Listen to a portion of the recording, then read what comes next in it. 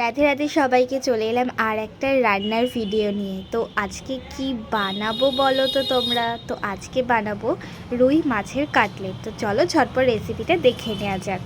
তো ফার্স্টেই আমি এখানে আদা, পেঁয়াজ, রসুন, লঙ্কা, টমেটো ভালো করে কুচিয়ে নিয়েছি মশলা করব বলে। তো এরপরে আমি এগুলোকে মিক্সিতে পেস্ট করতে দিয়ে দেবো, একটা স্মুথ একটা পেস্ট তৈরি করে নেব। এরপরে রুই মাছের 3টে পেটি নিয়ে নেবো আর কিছুটা আলু কেটে নেব। তো এগুলো গরম জলে ভালো করে সেদ্ধ করতে দিয়ে দেবো।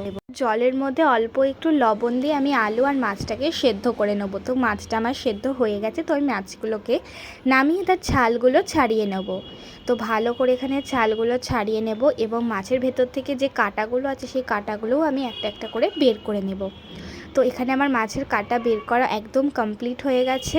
তো আমি ভালোভাবে দেখে নিচ্ছি আমার কাঁটা আছে নাকি। তো এরপরে আলুগুলোকে আমি তুলে নেব ভালো করে, তারপরে আলুগুলোর সাথে গ্রেট করতে দেব। তো এখানে আমি আলুগুলোর জলটা ঝরিয়ে নিয়েছিলাম। তো এবার একটা একটা করে আমি এখানে আলু তুলে নিয়েছি। তো আমার যেহেতু 3টে মাছ সেহেতু আমি 2টো আলু দিয়েছিলাম। তো এরপরে আমি আলুটাকে ভালো করে গ্রেট করে নিয়েছিলাম। এবার মাছের সাথে আমি একটা আলুটাকে ভালো করে মেখে নেব।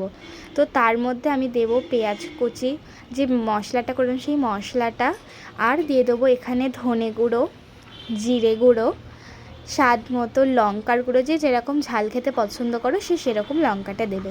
তারপরেই দেবো ভাজা মশলা, এরপরে দেব কর্নফ্লাওয়ার। তো কর্নফ্লাওয়ারটা সামান্য দিতে হবে। তো এরপরে লবণ দেবো স্বাদ মতো, আর যেটা দিতে হবে সেটা হচ্ছে বেসম। তো বেসমটা এখানে একটু বেশি দিতে হবে যাতে ডোটা একটু টাইট হয়, কারণ ডোটা যদি নরম হয় সেক্ষেত্রে কাটলেটগুলো ভালো করে ভাজা যাবে না। তো এরপরে আমি সমস্ত উপকরণগুলো দিয়ে ভালো করে একটা স্মুথ পেস্ট করে নেব, মানে একদম ভালোভাবে একটু মেখে নেব।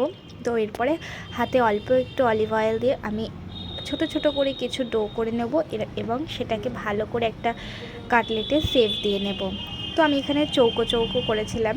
তো আমার এখানে সমস্ত কাটলেট একদম রেডি। এরপরে আমি একটা একটা করে ডিমের ব্যাটারে চোবাবো এবং ভালো করে এপিট ওপিট ভালো করে ডিমটা মাখিয়ে আমি এখানে বিস্কুটের গুঁড়োর মধ্যে কোট করে নেব। তো এখানে আমার সবকটা কাটলেট একদম রেডি। তো এবার তেলটা গরম হয়ে গেছে, তো আমি একটা একটা করে এর মধ্যে দিয়ে দেবো ভাজতে।